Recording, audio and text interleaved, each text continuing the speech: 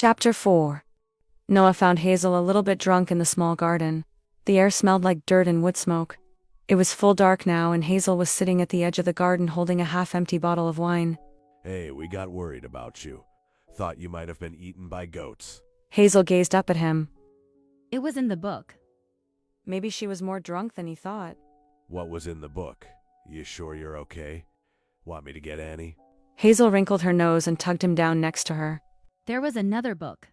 She was looking at him like he should know what she was talking about, but he definitely didn't, and frankly all he could think about right now was how close she was and how sweet she smelled, and that she was wearing shorts which he'd never seen her do, and the beautiful soft skin on her legs, and Another clue.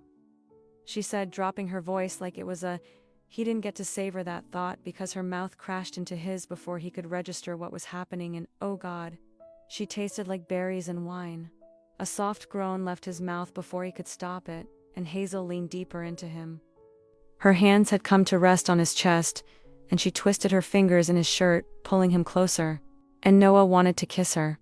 He wanted to do so many things to Hazel Kelly, and his mind was filling with all of them, and she was sighing against his lips. But Hazel was drunk. And even though she'd just asked him to help her be reckless, he was pretty sure this wasn't what she meant. And Noah had no intention of being something Hazel regretted. Hayes. He whispered. The name felt newly intimate on his tongue. He'd never called her that before, but he'd wanted to. She yanked back, her eyes huge behind her glasses. Oh God, oh my God, I'm sorry. I'm so sorry. I don't know what is going on with me. She tried to stand, but her shoes were hanging off her feet and she couldn't seem to get them back in. Hey. He grabbed her hand, keeping her next to him. We'll just blame it on the blueberries. Hazel softened and her mouth tipped into a smile. They are really strong blueberries. A surprised laugh burst from Noah. Yeah, they are. I shouldn't have done that. Her chin was resting on her pulled-up knees now, and she directed her words to her bare toes, her shoes forgotten. That's not what I meant about needing your help. You don't need to apologize. I do. Her expression was earnest when she turned to him. That isn't what I was asking for, and I don't want you to think I was trying to, I don't know, take advantage of Noah you. would have laughed if she didn't look so sincere and worried. Hayes, if you weren't kinda drunk, I would. I kept on kissing you. Somehow her eyes widened even further. Really? Yeah, Oh, I didn't. I mean you. right. And I'm. Hot? Hazel's laugh burst through the quiet around them. Not your type. Hot is definitely my type. She just shook her head, like she couldn't possibly believe he was serious. And now he had a new mission: to convince Hazel Kelly she was hot as hell, and that he wanted her. So you'll do the clues with me? Of course. Who do you think is leaving them? She shrugged. Maybe the book club, although I don't know why they would, but they're always up to something plus. All the books have been in the romance section, and that's their usual haunt, so I don't even really know if the clues are meant for me, but I just feel like I don't know. Like maybe they'll help. Noah still didn't really know what she meant, but he nodded like he did and pulled his knees up to his chest. He rested his forearms across them and looked out over the plants. Besides the blueberry bushes, there were strawberry plants too, but the fruit had already been picked earlier in the summer. This must be where Henry's famous strawberry jam came from. For a minute, Noah worried the old man might come out and yell at them. Something about sitting outside in the dark with a cute girl and a possibly stolen bottle of wine made him feel 16 again. I'm about to turn 30. Hazel's voice was quiet in the darkness, nearly drowned out by the chorus of crickets chirping around them. Well, in 2 months I am. I'll be sure to get you a gift.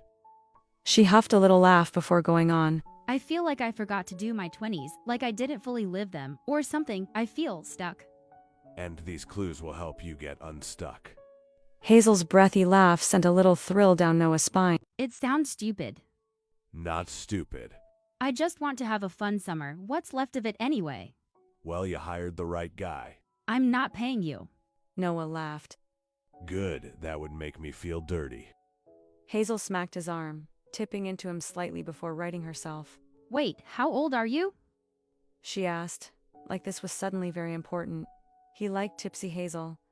She was more honest, and looked at him less like she didn't understand what planet he was from, and more like she wanted to kiss him again. He liked that a lot. 25. She groaned, covering her face with her hands. No. No? No, you cannot be 25. God, now I'm a lecherous old lady. If lecherous means you want to get in my pants, I'm totally fine with it. Another playful smack, another delicious Hazel giggle. And almost 30 is not old. It's a lot older than 25. And if you ask most of my friends, they'd tell you I act more like I'm 70. Your friends? Logan talks to animals. Jeannie can't decide if she lives here or in her own apartment. And Annie is engaged in a one-sided feud with the owner of the only good bar in town. These friends should not be telling you how to behave, Hayes. She was laughing again, doubling over with giggles now, her hair falling into her face. What I want to know She said, between gasping breaths. is, do the animals talk back? Noah took another swig of wine. Oh God, I hope not. I love them though.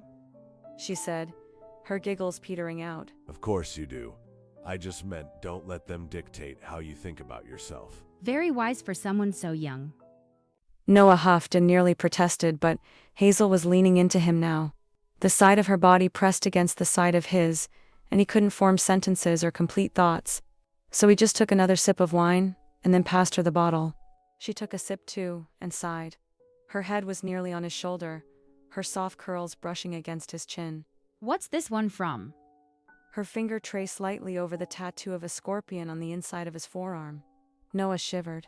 Senior year of high school, thought it would look cool and impress a girl. Did it? The question was soft and sleepy. Her finger was still tracing his arm, and Noah had to force his brain to think. Look cool, not really. Impress the girl? Yes. Hazel's small puff of laughter skated over his arm. I bet. You always impress the girl. Noah cleared his throat. Some of them. Where do you get these? I've always wondered. Her fingers ran over the colorful braided bracelets he wore on his wrist. Friendship bracelets, the kind girls make at summer camp. My nieces make them for me and send them in the mail. And you wear them. They require photographic evidence of me wearing them at all times. Another quiet laugh. You're a good uncle. He would have shrugged, but he didn't want to do anything to dislodge Hazel's head from where it was now resting on his shoulder. He was actually a pretty crappy uncle, avoiding going home as much as possible, but he didn't want to tell Hazel that either. He wanted her to think he was a good uncle, and wise beyond his years, and really anything other than just a reckless fun time. But if reckless fun was what she needed, then that was what he'd give her. Anything to spend more time with her. There you two are. We thought you left. Annie's voice cut through the silence and sent Hazel careening away from him. She would have tipped over if he hadn't caught her elbow and held her upright. Or got murdered. Jeannie added, following behind her with a flashlight. No one is going to get murdered here. Logan pulled up the rear, a small black cat snuggled in his arms. Where the hell had that thing come from? It was like the man attracted strays. It's just so dark out here. We'd never see it coming.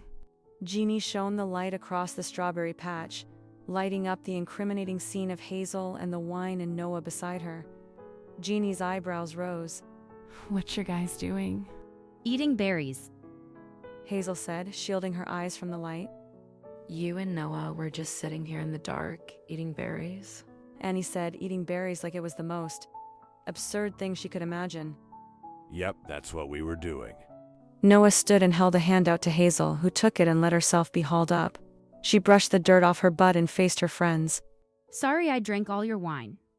She handed Logan the empty bottle on her way past, weaving dangerously in the dark. I'll drive her home.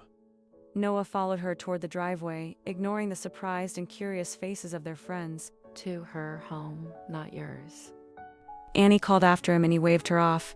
He stopped that kiss in the field, didn't he? He would never take advantage of Hazel, or any other woman for that matter, but he was more than excited to start their adventure together. By the end, she'd be kissing him with no wine required.